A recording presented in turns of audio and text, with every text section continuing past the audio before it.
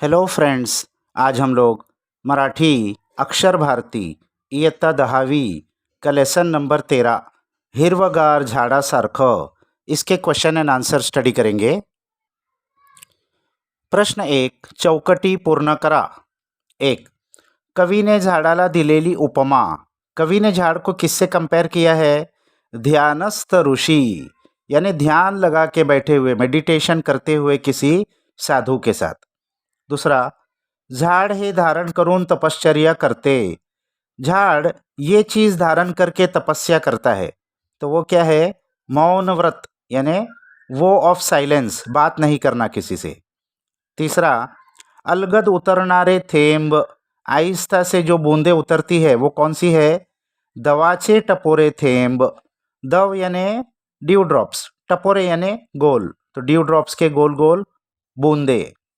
चौथा, क्षण भर हिरवेगार होनारे, पल भर के लिए ये भी हरा हो जाता है, तो क्या है वो?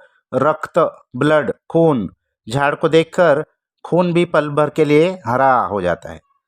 फिफ्थ, पानझडीनंतरचे नवी वस्त्रे धारण करणारे झाड़ म्हणजे उसके जब पान गिर जाते हैं, पतझड़ में पत्ते गिर जाते हैं, उसके बाद वसंत ऋतु में फिर से जब उस पे नए पत्ते आते हैं, तो उस वक्त झाड़ कैसा लगता है? नवीन नवरी, नई दुल्हन के जैसा। 6, कवीच्या मते उत्साही आयुष्य म्हणजे, कवि के ओपिनियन में एंथुसियास्टिक लाइफ किसे कहते हैं? तो टवटवीत फूल, एक फ्रेश फूल के जैसा। और 7वां, फुटते शरीर भर पालवी, याचा अर्थ पूरे शरीर में पालवी फुटती है, इसका मीनिंग, पालवी कहते हैं नया नया जो पत्ता झाड़ में आता है उसको, तो इसका मीनिंग है मरगड़ झटकली जाने। मरगड़ यानी लेजीनेस, लेथार्जी, इसको झटक कर फिर से इंसान रिजुविनेट हो जाए। प्रश्न 2, आकृती पूर्ण करा। झाडाकडे टक लावून पाहिल्यानंतर घडणाऱ्या गोष्टी।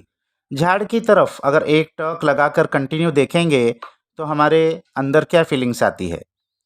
पहला, शरीर भर हिरवा रंग विरघड़तो, पूरे शरीर में हरा कलर जैसे फैल जाता है, यानी एक शांति फैल जाती है। दूसरा, रक्त क्षण भर हिरवेगार होते, खून भी ऐसा लगता है कि कुछ पल के लिए हरा हो गया है, यानी उसका असर, शांति खून के अंदर भी आ जाती है। तीसरा, नुकत्याच खुडलेल्या फुलासारखे आयुष्य टवटवीत होते, ताजे ताजे तोड़े गए फूल के जैसा जिंदगी भी एकदम फ्रेश हो जाती है।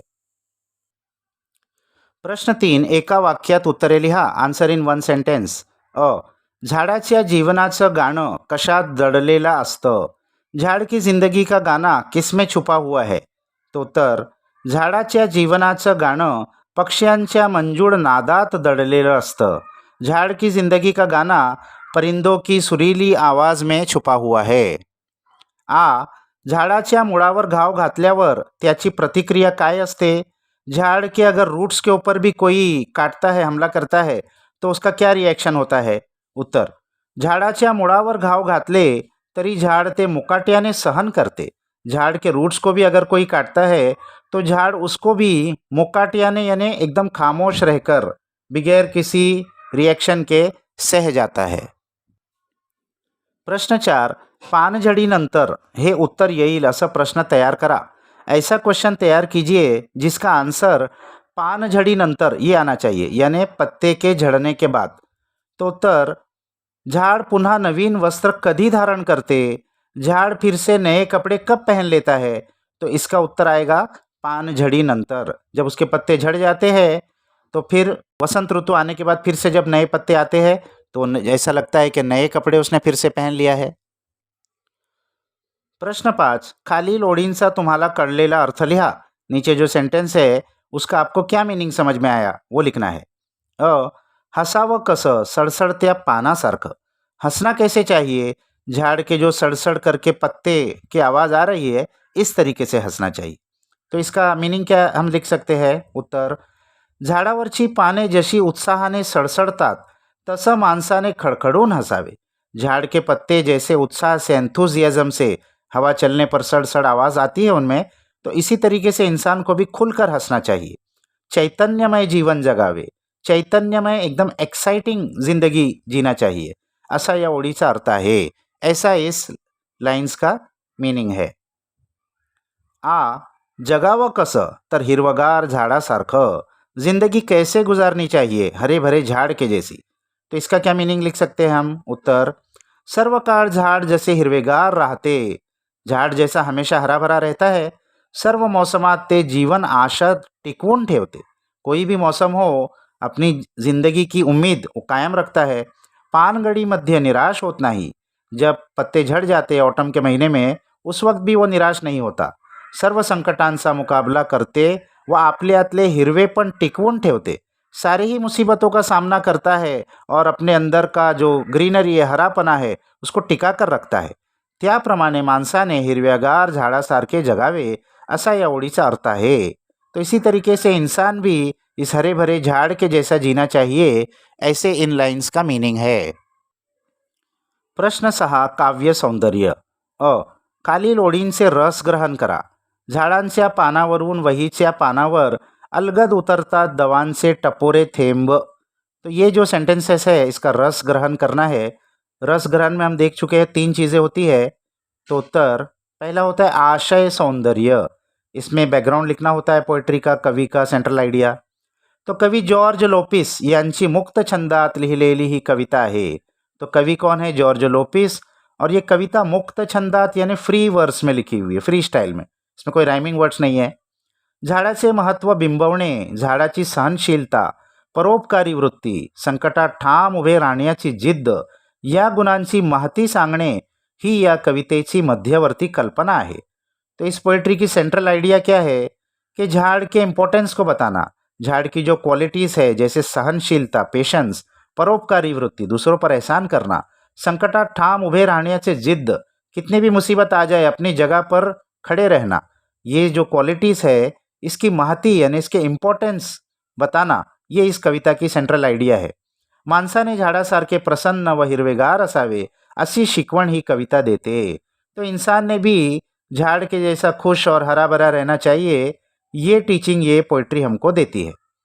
दूसरा पॉइंट, काव्य सौंदर्य। प्रस्तुत ओळींमध्ये पहाटे पहाटे झाडाच्या पानावरून वहीच्या पानावर उतरलेले दवाचे थेंब कवीला जाणवतात व त्याला कविता सुचते, हा भावार्थ सूचित होतो। तो इन सेंटेंस में सुबह सुबह के वक्त झाड़ के ऊपर जो ड्यू ड्रॉप्स जमा हो गए थे, वो जैसे कि कवि की नोटबुक पर गिरे और नोटबुक पर गिरने के बाद वो पोएट्री बन गए, ऐसा अर्थ इससे लिया गया है। भाषिक वैशिष्ट्य। अब भाषा की क्या खास बात है? तो झाडाचे पान व वहीचे पान यातील साधर्म्य भाव विलक्षण सहजतेने साधलेला आहे व दवांचे टपोरे थेंब हे अक्षरांसारखे जाणवणे यातील सौंदर्य अनोखे आहे। तो झाड़ के पत्तों पर से कवि के नोटबुक के पेजेस के ऊपर दव के बूंद यानी ड्यू ड्रॉप्स गिर गए और उन्होंने अक्षर का रूप धारण कर लिया। ये बहुत ही सुंदर इमेजिनेशन, इंस्पिरेशन जैसे कवि को उनकी पोएट्री का वो झाड से मिला है, ये बता रहा है। कवीच्या निर्मिती प्रक्रियेचे बीज झाडाशी निगडित आहे। कवि का जो निर्मिती प्रक्रिया यानी कवि की जो क्रिएटिविटी है, पोएट्री लिखने का जो इंस्पिरेशन है, वो झाड़ से लिया हुआ है। झाड़ जैसे कि उसने निर्मिती किया, क्रिएशन किया इन ड्यू ड्रॉप्स का, तो उससे इंस्पायर होकर कवि ने इस पोएट्री की क्रिएट किया, इंस्पायर होकर। तो ये यहाँ बताया गया। याचे दर्शन 2 ओळींमध्ये प्रकर्षाने जाणवते। तो इसका दर्शन इन 2 लाइन्स में हमको होता है। झाडाचे मानवी जीवनातील स्थान याविषयी तुमचे विचार लिहा। झाड़ का इंसानी की ज़िंदगी में क्या मकाम है, इसके ऊपर अपना थॉट्स लिखिए। तो उत्तर, झाड हा निसर्गाचा एक घटक आहे। झाड ये नेचर की एक चीज़ है, तसेच मनुष्य प्राणी हे निसर्गाचेच अपत्य आहे। इसी तरीके से इंसान, जानवर सब नेचर से ही आए हैं। ज्या मातृभूमीत आपण जन्म घेतो त्या मातीतूनच झाड उगवते, फुलते, फळते। जिस ज़मीन से हम जन्म लेते हैं उसी ज़मीन से झाड उगता है, फलता है, फुलता है। झाडाचे मानवी जीवनातील स्थान अतिशय महत्त्वाचे आहे। झाड़ का इंसान की ज़िंदगी में जो पोजीशन है वो बहुत ही इम्पॉर्टंट है। झाड़ परोपकारी आहे, झाड़ दूसरों पर एहसान करता है। झाड़ माणसाला पाने, फुले, फळे भरपूर प्रमाणात निस्वार्थपणे देते। झाड़ इंसान को पत्ते, फूल, फल बहुत तादाद में और निस्वार्थपणे, अपना कोई स्वार्थ नहीं रखता, सब कुछ इंसान को देता है, बदले में कुछ अपेक्षा नहीं करता। गाई गुरांसाठी पांथस्थानांसाठी दाट सावली देते। और गाय भैंसों के लिए और इंसानों के लिए भी बैठने के लिए घनी सावली देता है, छाव देता है. पशु पक्ष्यांसाठी ते निवारा देते और जानवरों के लिए भी और पक्षियों के लिए खासकर वो शेल्टर की जगह है, वहाँ वो अपना घर बनाते हैं. माणसांना इमारतीसाठी लाकूड व आरोग्यासाठी औषध देते. इंसान को घर बनाने के लिए लकड़ी और उसकी दवाई बनाने के लिए वो औषध देता है, मेडिसिनल प्लांट्स होते हैं. तक्रार न करता वसंत ऋतुत बहरने व शिशिर ऋतुत झड़ने पसंद करते. कभी भी कोई कंप्लेंट नहीं करता. वसंत ऋतु आता है तो बहर जाता है और शिशिर ऋतु ऑटम में झड़ जाता है. यानी हर हिसाब से हर कोई भी उस पर हालात आहे, कोई कंप्लेंट नहीं करता. ते मौन धारण करते, वो चूप रहता है. त्याला निर्दयपणे तोडणाऱ्या माणसाला ते दुखावत नाही, उलट सहनशील राहून वेदना सोसते. उसको बहुत ही बेदर्दी से तोड़ता है कोई इंसान तो उसको भी वो कोई तकलीफ नहीं देता, बल्कि बहुत ही पेशेंस के साथ वो तकलीफ को बर्दाश्त करता है. झाडाचे हे सर्व सद्गुण माणसाने अंगीकारायला हवेत. झाड के ये सारे अच्छे क्वालिटीज इंसान को अपने अंदर लाना चाहिए. पानगळीनंतर नवीन पालवी फुटलेले झाड मनुष्याच्या आयुष्याला प्रेरणा देते. ऑटम के बाद जब पूरे झाड़ के पत्ते झड़ जाते हैं तो उसके बाद फिर से वसंत ऋतु में झाड़ के अंदर नई नई पालवी फुटती है, नए नए पत्ते आते हैं. इससे इंसान को प्रेरणा, इंस्पिरेशन मिलती है कि हर हाल से हम बाहर आ सकते हैं. झाड हा माणसाचा खरा मित्र आहे. झाड ये इंसान का सच्चा दोस्त है. मानवी जीवनातील झाडांचे महत्व अनन्यसाधारण आहे. तो इंसान की ज़िंदगी में झाड़ का जो महत्व है वो बहुत ही ज़्यादा एक्स्ट्राऑर्डिनरी है. झाडापासून आनंदी जगणे शिकावे या विधानातील विचार स्पष्ट करा. झाड़ से हमको खुश रहकर कैसे जिंदगी गुजारना है, इस विधान को आप स्पष्ट कीजिए. उत्तर: जो खांडावेया घावो घाली की लावणी जेयाने केली त्या दोहोशी एकुची सावली वृक्ष जैसा. अशी ज्ञानेश्वर माऊलींनी एक ओवी लिहिली आहे. संत ज्ञानेश्वर ने ये ओवी लिखी है. इसका मीनिंग ये है, जो वृक्षाची लागवड करतो व जे वृक्ष तोडतो यामध्ये झाड कधी भेदभाव करीत नाही. दोघांना तो सारखी सावली देतो. जो झाड़ को काटता है और जिसने झाड़ लगाया है, इन दोनों में झाड़ कोई भेदभाव नहीं करता, दोनों को समान सावली देता है. तो सुख दुःखातील झाडाची ही अविचल वृत्ती माणसाने आत्मसात करायला हवी. तो सुख में और दुख में भी झाड़ अविचल रहता है, अपनी जगह से हलता नहीं. ये जो उसकी क्वालिटी है इंसान को भी अपने अंदर लाना चाहिए. झाड़ सर्वांना पाने, फुले, फळे व निवाऱ्यासाठी लाकूड देते. झाड़ सबको पत्ते, फल, फूल और रहने के लिए, घर बनाने के लिए लकड़ी भी देता है. ते परोपकारामध्ये आनंदी जीवन जगते. वो दूसरों पर एहसान कर कर बहुत खुशी की ज़िंदगी गुजारता है. पशु पक्षी व माणसे यांना ते निवारा देते. पशु पक्षी को भी और इंसानों को भी रहने की जगह देता है, शेल्टर देता है. म्हणजे झाड़ दानशूर आहे. झाड़ बहुत दयावान है, सखी है. वसंत ऋतू असो व पानगडीचा ऋतू असो, फुलणे बहरणे हा स्वधर्म तो सोडत नाही. वसंत ऋतु रहो या पानगड़ीचा ऋतु, पानगड़ी यानी ऑटम जिसमें पत्ते झड़ जाते हैं, तो झाड़ फलना और बहरना ये अपना धर्म कभी भी नहीं छोड़ता. आनंदाने जीवन जगते, खुशी की जिंदगी जीता है. अशा गुणसंपन्न झाडापासून माणसाने आनंदी जीवन शिकावे व आयुष्य सफल करावे.